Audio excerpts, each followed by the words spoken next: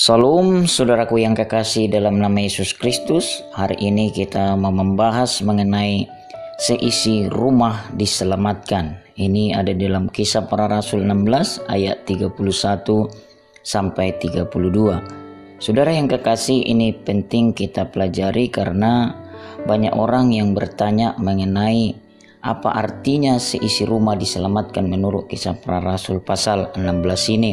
Dan juga ada banyak orang yang menyalahgunakan ayat ini, saudara-saudara, sehingga tidak sesuai dengan apa yang dimaksud oleh Tuhan di dalam Kisah Rasul 16 ini.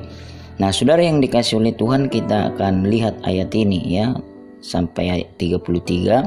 Saya baca buat kita. Jawab mereka, "Percayalah kepada Tuhan Yesus Kristus dan engkau akan selamat, engkau dan seisi rumahmu."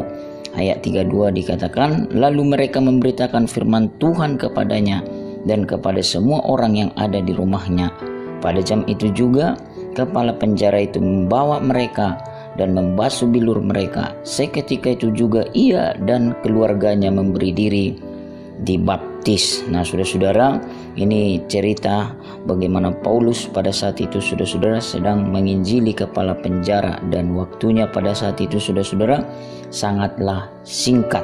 Nah, kita akan lihat, saudara-saudara, apa maksud dari seisi rumah diselamatkan menurut ayat ini. Nah, yang pertama, saudara-saudara yang dikasih oleh Tuhan, kita akan melihat pengertian yang salah. Yang pertama, satu rumah bisa selamat hanya karena satu orang yang percaya. Misalkan kalau satu rumah itu ada 4 orang, satu orang percaya, maka yang 3 lagi ya jadi ikut diselamatkan. Nah, ini pengertian yang salah, saudara-saudara yang dikasih oleh Tuhan.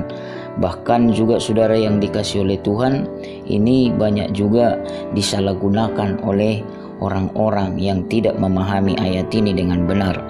Seperti apa contohnya? Ya, contohnya ketika ada satu orang percaya di satu rumah tangga, ya, seperti yang saya contohkan tadi, ada di dalam satu rumah itu 4, satu yang percaya, maka yang 3 ini ya menjadi ikut diselamatkan. Bahkan yang lebih aneh, saudara-saudara, ya, pemahaman yang satu percaya ini, ya, kalaupun yang 3 lagi saudaranya mati dengan cara bunuh diri, mati pada saat itu tidak percaya Tuhan, dia berpikir mereka pun ikut diselamatkan karena dia sudah percaya Tuhan. Tetapi ini saudara-saudara pengertian yang salah ya. Nah, yang kedua, kepercayaan satu orang bisa menggandeng orang lain atau keluarganya masuk surga. Nah, saudara-saudara, ayat ini juga seringkali dipahami orang, ketika seseorang itu percaya, maka saudara-saudara keluarganya bisa digandeng dia untuk diselamatkan. Nah, itu yang kedua. Yang ketiga, seisi rumah otomatis selamat karena kepercayaan satu orang. Nah, saudara yang dikasih oleh Tuhan, ini juga pengertian yang salah ya, dan nanti akan kita lihat pengertian yang benar.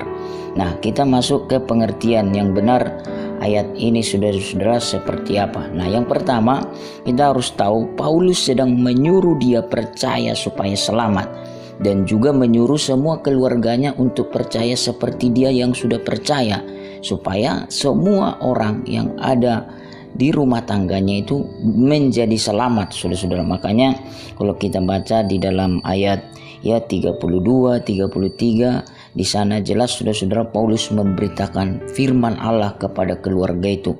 Bahkan ayat 33 kita lihat mereka akhirnya memberi diri dibaptis, saudara-saudara. Nah, ini artinya, saudara yang dikasih oleh Tuhan, kepercayaan satu orang itu tidak bisa menggandeng orang lain. Lalu kepercayaan seseorang itu bukan berarti otomatis yang lain ya diselamatkan atau masuk surga. Apalagi saudara-saudara cara matinya ya di luar Tuhan, dan seperti yang saya bilang tadi, bunuh diri, saudara-saudara ya.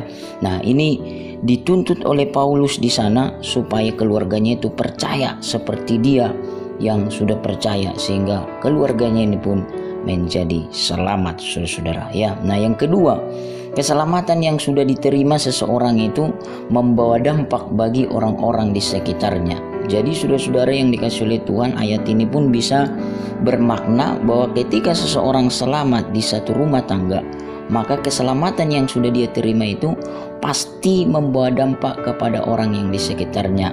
Dalam setiap keluarga Kristen, iman itu harus dapat ditularkan ke seluruh isi rumahnya. Karena itu seorang saja beriman saudara-saudara di satu rumah, maka ia akan dapat membawa seluruh isi rumahnya untuk didamaikan dengan Allah lewat pemberitaan Injil, sehingga seluruh isi rumah itu menjadi selamat, saudara-saudara. Jadi kesimpulannya, ya, masing-masing orang itu harus percaya dan beriman kepada Tuhan. Saya sudah bilang tadi konteksnya sangat singkat, saudara. Gak ada waktu lagi penginjilan, ya, banyak, karena posisi perjalanan Paulus pada saat itu adalah kasus khusus, ya, tidak banyak waktu untuk memberitakan Injil. Nah, saudara-saudara, itu sebabnya penjelasannya sangat singkat di situ. Nah, kita lanjutkan apa yang menjadi pesan buat kita. Untuk diselamatkan, saudara-saudara harus percaya atau beriman kepada Tuhan Yesus, dan itu masing-masing pribadi kepada Tuhan, saudara-saudara, ya, urusan pribadi kepada Tuhan. Nah, yang kedua, keselamatan yang kita terima harus punya dampak buat orang lain, ya, khususnya keluarga kita sendiri. Nah, yang ketiga, beritakanlah Injil kepada orang lain supaya mereka percaya dan diselamatkan. Dan menjadi perenungan bagi kita, sudahkah saudara percaya kepada Yesus? Sudahkah hidup saudara berdampak bagi orang lain? Sudahkah saudara memberitakan Injil kepada orang lain, khususnya buat keluarga saudara? Ini menjadi perenungan bagi kita. Biarlah kita, saudara-saudara, memahami ayat ini. Yang dimaksud adalah kita harus percaya kepada Tuhan Yesus, dan orang lain juga, khususnya keluarga kita, harus juga percaya kepada Tuhan lewat pemberitaan Injil, dan akhirnya bisa diselamatkan. Tuhan Yesus memberkati. Shalom.